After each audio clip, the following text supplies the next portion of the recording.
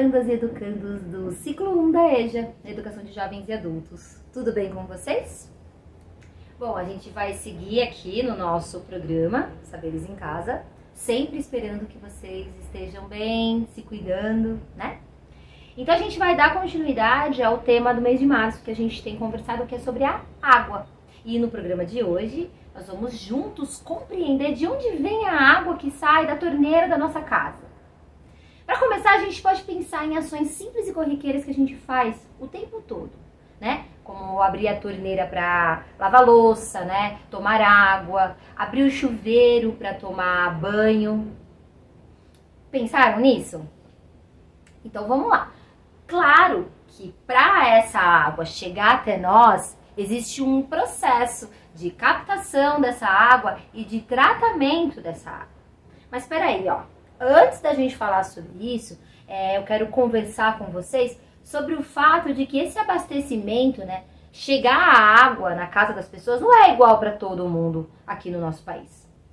Infelizmente, a gente ainda tem pessoas em locais que caminham longas distâncias, por exemplo, para conseguirem água. Só para vocês terem uma ideia, né, uma noção, de acordo com o IBGE, que é o Instituto Brasileiro de Geografia e Estatística, a falta de abastecimento com água potável atinge por volta de 34% dos brasileiros. E nas áreas rurais, as residências que se conectam a alguma rede é de menos de 30%, sendo que a maioria da população só consegue água potável através de poços e das nascentes de rios. Vocês podem ver a diferença, né, que existe, né, entre essa camada da população, essas camadas da população.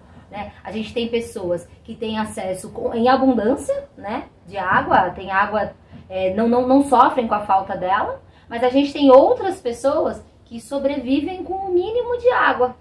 Isso é muito triste, né? É uma realidade muito triste. Agora, vamos pensar e refletir sobre o que eu falei lá no comecinho, então. A água e o tratamento da água. E a gente vai fazer essa diferenciação, né? Vamos fazer a análise da área rural primeiro e depois a gente vai falar sobre a área urbana, tá bom? Vamos começar pela área rural. Pensa, como que se obtém água, né, na área rural? Ela pode ser obtida por mananciais subterrâneos ou por minas d'água, né? E nascentes que formam riachos e rios. Mas essas que eu falei agora no fim, elas são mais arriscadas à contaminação da água. E a gente sabe que em muitas cidades no Brasil, o abastecimento de água é o quê? Precário. O que faz com que utilizem a água nas condições que as pessoas conseguem. Muitas vezes barrenta ou imprópria até para o consumo. Mas em se tratando de sobrevivência, né? As pessoas acabam por utilizar a água da maneira como elas conseguem, né? E na área rural, como é que essa água é tratada, né? Bom, o tratamento ele pode acontecer das seguintes maneiras. Protegendo as nascentes, né? Onde se tira, que eu falei ali no comecinho. Tratando o esgoto, né? Das propriedades rurais.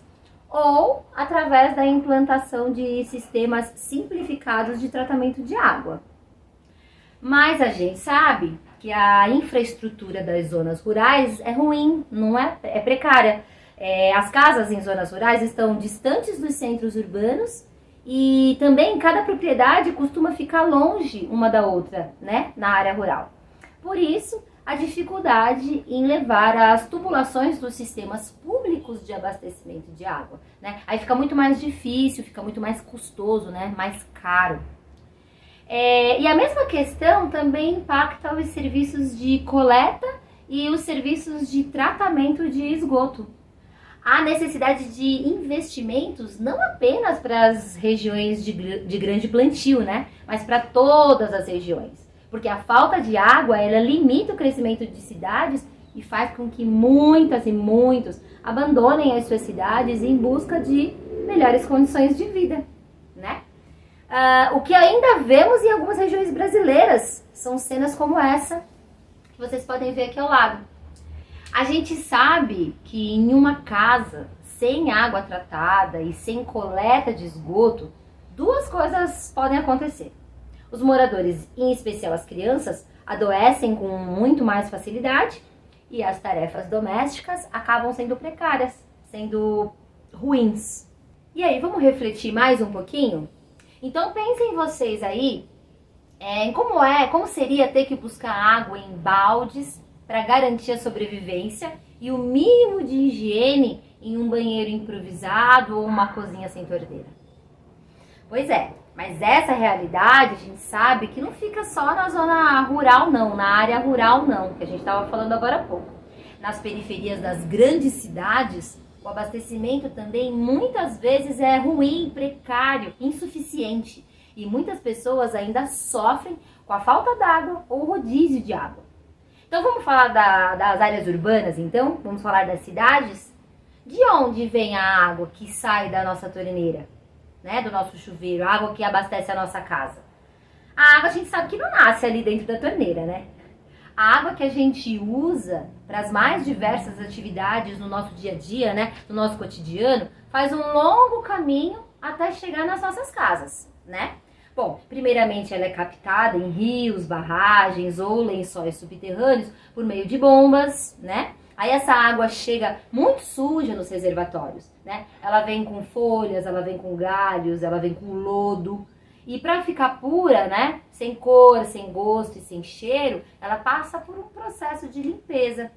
E depois ela é transportada para as estações de tratamento de água, onde ela é tratada para que ela possa ser consumida. O processo convencional de tratamento de água, ele é dividido em fases, tá? E cada uma dessas fases exige um rígido controle de dosagem de produtos químicos e o acompanhamento dos padrões de qualidade.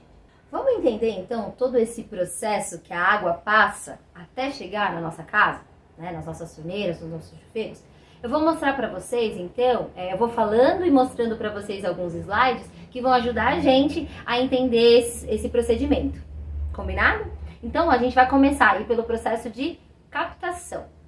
Esse processo é o primeiro procedimento e consiste na retirada de água dos rios ou de poços.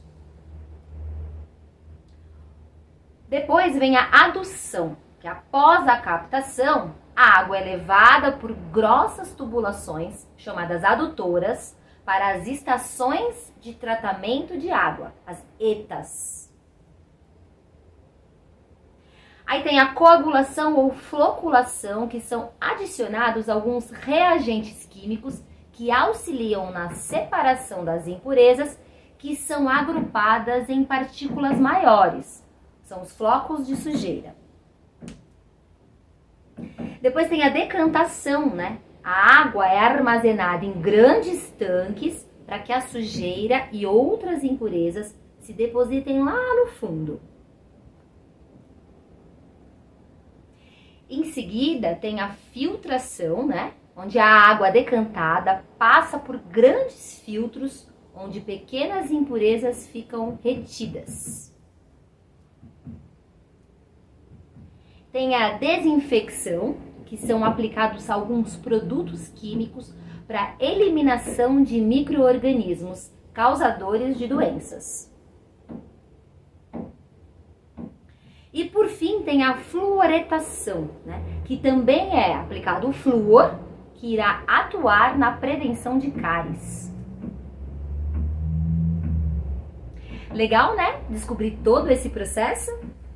Bom, antes de ser consumida, a água ainda precisa ser testada de acordo com as normas legais para checar se ela está realmente limpa. E uma vez aprovada, ela segue para distribuição por meio dos encanamentos urbanos e dos caminhões-pipa, né? Em alguns casos, quando necessário. Então ela vai, como vocês podem ver, percorrer muitos quilômetros, auxiliada por bombas e pela pressão natural dos canos. E em muitos casos, ela pode também ficar armazenadas em caixas d'água e em reservatórios antes de chegar definitivamente nas nossas casas. Nossa, é um longo caminho, né? Mas é bem interessante, né? Por isso, vou falar mais uma vez que a gente precisa valorizar cada gota de água e cuidar bem dela para que a gente possa continuar tendo acesso a esse bem, esse recurso tão precioso.